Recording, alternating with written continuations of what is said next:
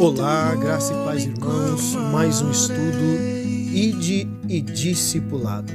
O que eles têm em comum.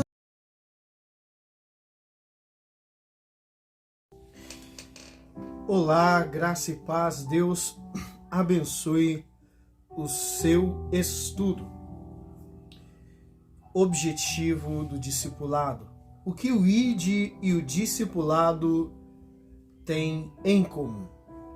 Na verdade, não pode haver um Ide se não houver um discipulado.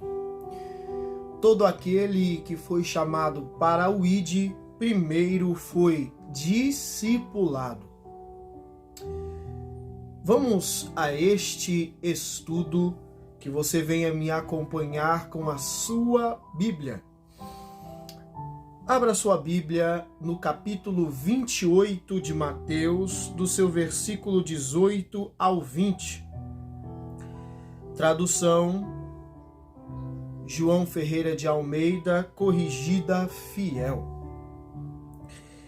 Chegando-se Jesus, falou-lhes dizendo: É-me dado todo o poder no céu e na terra. Portanto, ide. Portanto, vão, fazei discípulos de todas as nações, batizando-os em nome do Pai, do Filho e do Espírito Santo, ensinando-os a guardar todas as coisas que vos tenho mandado. Eis que eu estou convosco todos os dias até a consumação dos séculos. Irmãos, há 4 coisas a que se observar neste texto. Ide não é apenas uma missão que envolve apenas pregar. Fazer discípulos, não para nós mesmos, mas para Cristo. E há pessoas que querem fazer discípulos para si mesmas, mas vocês fazem discípulos de Cristo. Vamos observar a ordenança do batismo e a importância do discipulado, que é ensinar a guardar as coisas que o Senhor nos tem mandado, ou seja, os seus mandamentos. As pessoas não se tornam discípulos de Cristo pela força. E não ache que pela força você vá conseguir melhores resultados. Alguém se torna discípulo de Cristo pelo chamado divino do Senhor. Um verdadeiro discípulo cresce para fazer discípulos. Um verdadeiro cristão cresce para ganhar almas para Cristo. Um verdadeiro pregador cresce para ganhar almas para Cristo. Isso tem um pouco a ver com missiologia, mas entenda, o capítulo deste texto está nos falando a respeito de uma ordenança de ir. E ela envolve fazer discípulos. Ela envolve fazer pessoas que creem na palavra e vivem. Vamos observar. O batismo é a marca inicial na vida de um cristão. O batismo foi a marca inicial na vida de Cristo e na integração em seu corpo é a mostra visível de uma realidade invisível, ou seja, Cristo se batizou e logo após começou o seu ministério. E esta é uma demonstração daquele que serve a Cristo em forma visível algo invisível. Uma atitude tomada visivelmente de algo ao qual aconteceu invisivelmente, espiritualmente. Algo que se demonstra visivelmente de uma transformação e uma mudança que não se vê com os olhos. A fim, o que? Este batismo é a fim de enterrar e renunciar a nossa velha vida, que era dedicada à carne, que era dedicada ao mundo e ao diabo, e ressuscitar com Cristo para uma nova vida, dedicada ao Espírito Santo, ao reino de Deus e à pessoa do nosso Senhor Jesus Cristo. Vamos observar uma coisa, o texto bíblico também está nos dizendo, ensinando-os a guardar. Devemos ensinar a prática das Escrituras, mandamentos do Senhor. Aquele que guarda é quem pratica, ou seja, obedece a palavra de Deus. Ensino sem prática causa muito mal.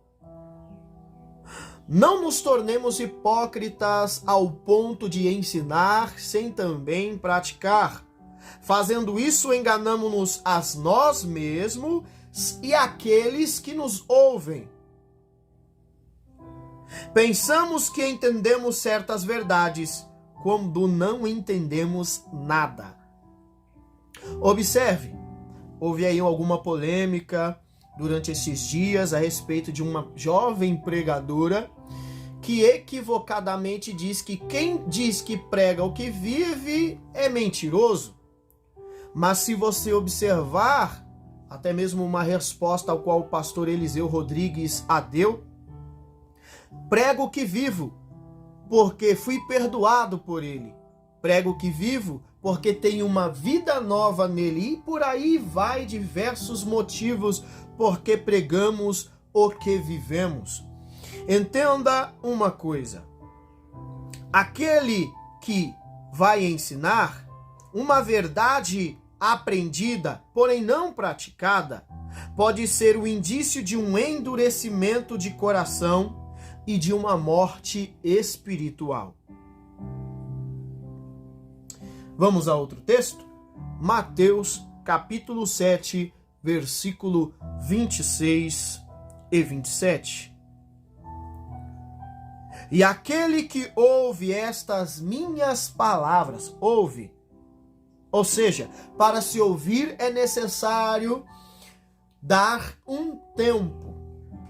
Para se ouvir é necessário parar por um momento. Para se ouvir é necessário emprestar os seus ouvidos, emprestar os seus ouvidos, prestar atenção, focar no que se está ouvindo e naquele ao qual está falando. Veja, aquele que ouve estas minhas palavras e não as cumpre, compará-lo-ei. Agora não sou eu que está comparando, mas Cristo. Ao homem insensato, o homem que não pensa, que não raciocina de forma correta, de forma justa. Que este homem insensato vai demonstrar a sua insensatez em construir a sua casa sobre um fundamento que não é sólido. Um fundamento que não lhe dará estrutura, que é sobre a areia.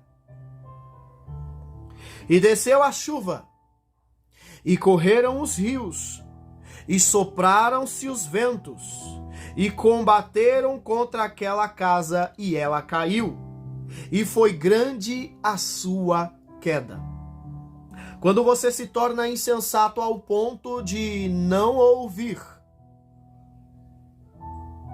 aprender sempre, mas não chegar ao conhecimento, a não praticar o que se está aprendendo,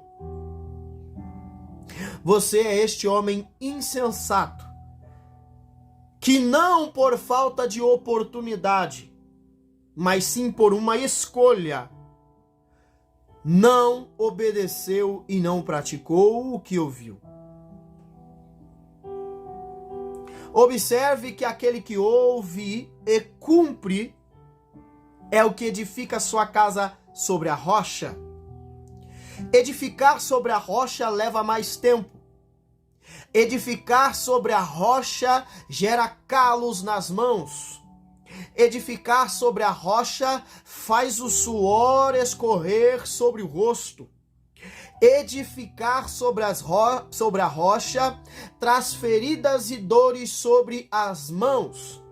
Mas quando se edifica o fundamento, quando se afunda o fundamento em um ponto correto, quando a fundura do fundamento já está posta, se pode construir uma casa resistente a todos os tipos de mazelas que se podem acontecer. Como o texto nos diz, o vento, a chuva, os rios combaterem contra esta casa. Entenda, a casa é tu. O alicerce é Cristo. Quem ouve e não pratica, não está escolhendo edificar sobre Cristo, mas está edificando sobre um fundamento que são seus próprios conceitos, seus próprios achismos e seus próprios pensamentos. Hebreus capítulo 5, versículo 11 ao 14 nos diz, do qual muitos temos a dizer, de difícil interpretação. Porquanto vós fizestes negligentes para ouvir. Agora aqui é a outra observação. Negligentes para ouvir. Entenda, aquele que se dispõe a ouvir é aquele que também se dispõe a praticar. Por quê? Devendo já ser mestres pelo tempo. Existem muitas pessoas que já têm muito tempo, e não o são mestres, porque ainda necessitam de que alguém vos torne a ensinar quais sejam os primeiros rudimentos das palavras de Deus. Quando você não presta atenção, quando você entende que é ruim para você ouvir, prestar atenção, é difícil você se esforçar, você sempre estará aprendendo os rudimentos, quando você já deveria ser um mestre, dominar bem a palavra do Senhor, manejar bem a palavra do Senhor. Lembre-se, o obreiro que não tem nada do que se envergonhar, porém maneja bem a palavra do Senhor. E haveis feito que tais necessitais de leite e não de alimento sólido. Porque qualquer que ainda se alimenta do leite não está experimentado na palavra da justiça. Ei, a palavra te aperta, a palavra te confronta, a palavra te espreme. Você já reparou que existem pessoas que vão à igreja para se sentir bem? Você já reparou que existem pessoas que vão à igreja apenas para pedir? Você já reparou que existem pessoas que vão para a igreja e dizem: este culto não foi bom, mas o culto não é para você, é para Deus. Você já reparou que a palavra não tem obrigação de te animar, de te levantar? Ela não tem esta obrigação, mas se um dia você for à igreja e com a mensagem que for pregada, você se sentir triste porque você não está de acordo com aquela mensagem, esta palavra é para você. No dia que ela quebrar o seu eu, esmiuçar quem você é e te espremer e dizer: é assim que eu quero que você viva sobre esta terra, você vai entender que a palavra provoca você a ser transformado.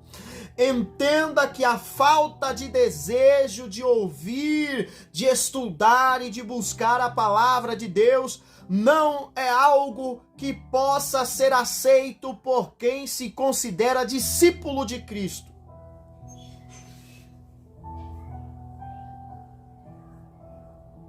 Vamos continuar. Ele não é exercitado, experimentado, porque ainda é menino. E não está falando de menino, de meninice, não tem nada a ver com isso. Está falando de maturidade para com as coisas de Deus. Existem pessoas que são adultos na malícia, nas coisas da vida deste mundo. Eles aprendem e entendem tantas coisas desta terra, porém, eles são meninos nas coisas de Deus. Entenda uma coisa, você já ouviu diversas pregações a respeito de menino, disso, daquilo, outro, mas este ensino não tem nada a ver com isso. Eu estou falando daquilo que o apóstolo Paulo vai nos falar no capítulo de Hebreus, aonde se fala a respeito do amor, aonde se fala a respeito, se eu não tivesse amor, seria como sino que tine, como ferro que soa.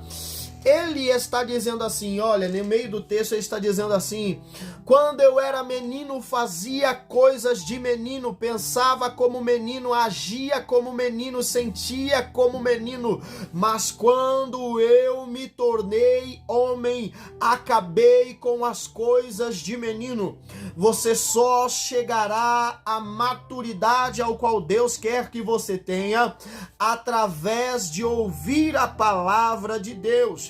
A palavra de Deus muitas vezes é dura, mas ela também te encoraja. A palavra de Deus muitas vezes é pesada, mas ela também te transforma.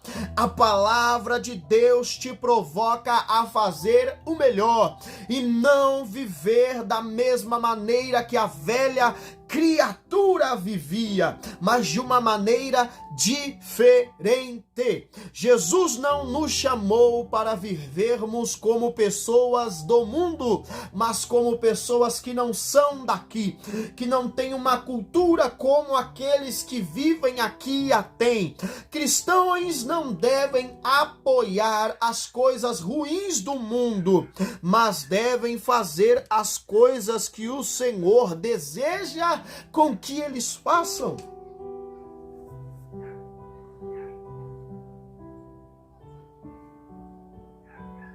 Mas o mantimento sólido, versículo 14,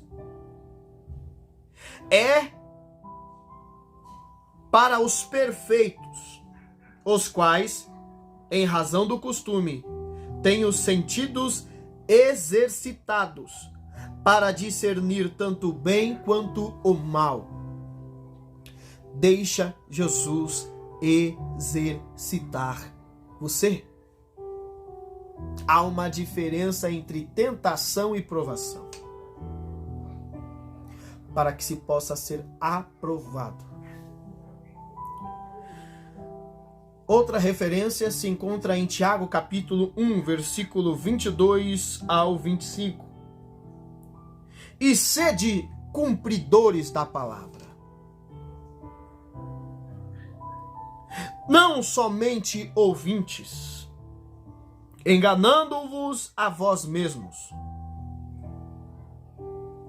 Porque se alguém é ouvinte da palavra e não cumpridor, é semelhante ao homem que contempla o seu rosto natural no espelho. Porque se contempla a si mesmo, vai-se e logo se esquece de como era.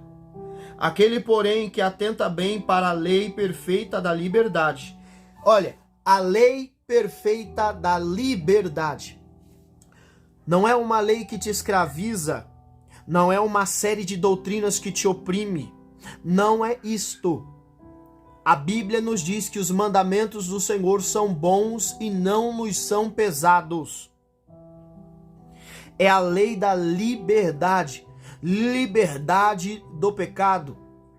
Ou seja, nós éramos escravos, mas o Senhor nos libertou da escravidão. E nisso persevera, não sendo ouvinte esquecidiço, mas fazedor da obra. Este tal será bem-aventurado no seu feito. Atente-se para o que você tem aprendido. Atente-se para o que você tem ouvido acerca da palavra de Deus. E não se esqueça jamais dos fundamentos do Senhor. O texto de Lucas, capítulo 6, versículo 40, 41, 42 e o 39 nos diz: E dizia-lhes uma parábola, porventura, o cego pode guiar o cego? Não cairão ambos os dois na cova? O discípulo não é superior ao seu mestre, mas todo o que for perfeito será como o seu mestre. Por que atentas tu ao argueiro do olho do teu irmão, e não reparas na trave que está no teu olho? Ou como poderás dizer ao teu irmão: deixa-me tirar o argueiro que está no teu olho, não atentando tu mesmo à trave que está no seu? Ei, nos tornamos hipócritas quando não reconhecemos os nossos erros, as nossas falhas, e só conseguimos olhar e ver as falhas do outro. Este é o hipócrita. Este é o cego que tenta guiar outro que também está cego. Primeiro, deixa a palavra te transformar. Primeiro, deixa a palavra te mudar. Examine a sua vida e veja se você tem as mesmas atitudes da velha criatura.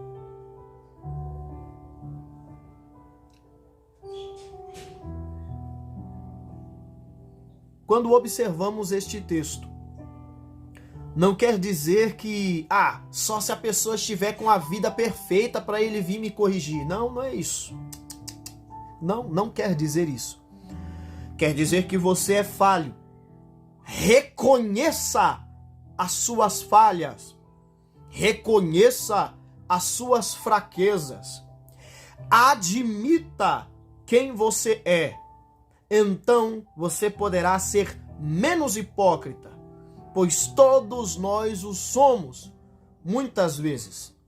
Mas a palavra de Deus nos provoca a mudarmos a nossa vida, a entender que há algo que está incomodando a nossa visão, que está atrapalhando o nosso foco, porque você não consegue ver direito com um argueiro no seu olho. Então, primeiro, adquira a visão, arranque o que te incomoda da sua vida e então você poderá também, admita, reconheça, e você poderá também guiar a outros.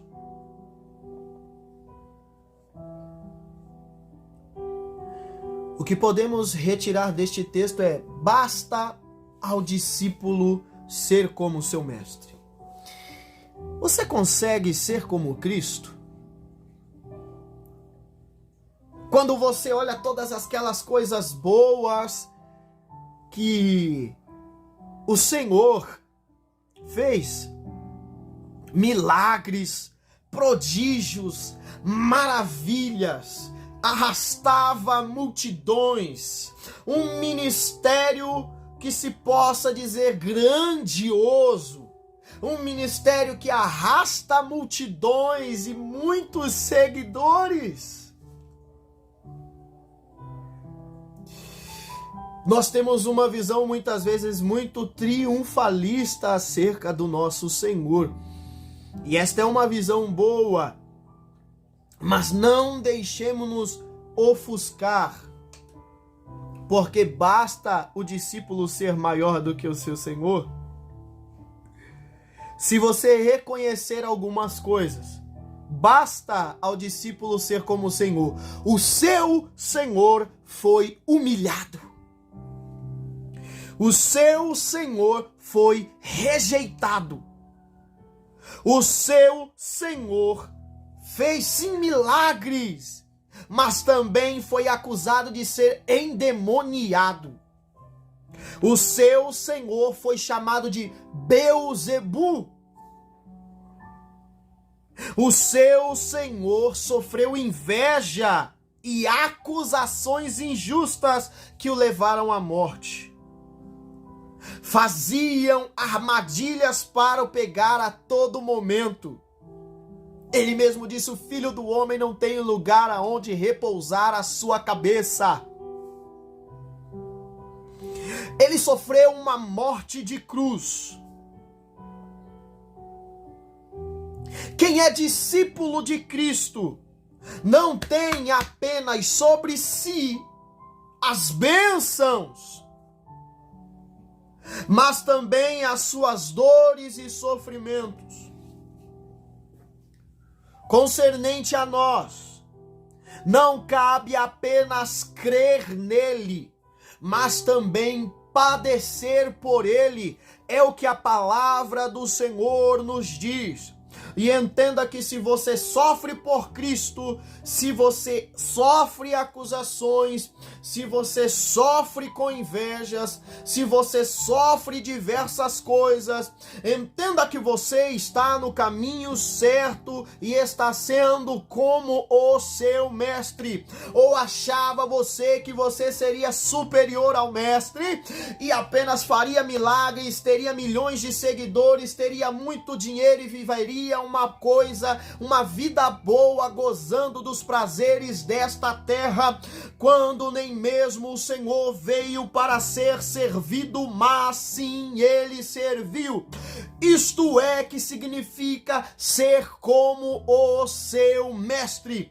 É por isso que hoje em dia existem muitos pregadores que pregam para você vitória, que pregam para você que tudo vai dar certo, que pregam para você uma mensagem de autoajuda, quando a mensagem do evangelho significa: se você quiser vir após mim, negue-se a si mesmo, tome a sua cruz e me siga. Ide do Senhor e discipulado é entender que haverá momentos que você querá ir com os outros, mas você deverá reconhecer que para onde irei se só o Senhor tem palavras de vida eterna? Aonde você vai entender e compreender que chamado não é apenas uma única porta escrita chamado para você, mas sim várias opções que o mundo te dará, que a vida te dará, e você olhará para o chamado e não verá grandeza e não verá fama, mas sim verá uma vida ao qual um discípulo de Cristo deve viver e vai passar.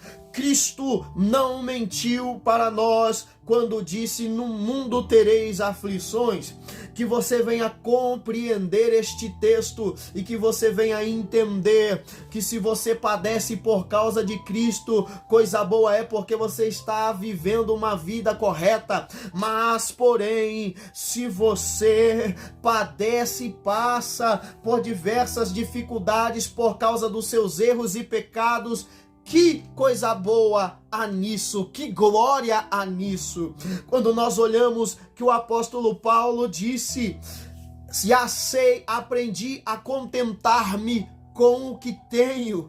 Quando nós vivemos numa cultura de hoje em que nós não nos contentamos com as coisas que temos, sempre queremos mais, sempre queremos algo melhor, um aparelho melhor, coisas melhores, isso não é ruim, mas observe o que o apóstolo nos disse: aprendi. Quer dizer que foi difícil, mas se você está sendo discipulado por Cristo, se você está ouvindo, você vai alcançar. Deus abençoe a sua vida. Crescer não é impossível. Adquira todas essas coisas através da palavra do seu mestre, que te ensina que os mandamentos dele não são pesados. Deus te abençoe. Fique com esta palavra. Eu espero que você esteja sendo enriquecido em nome do Senhor Jesus Cristo.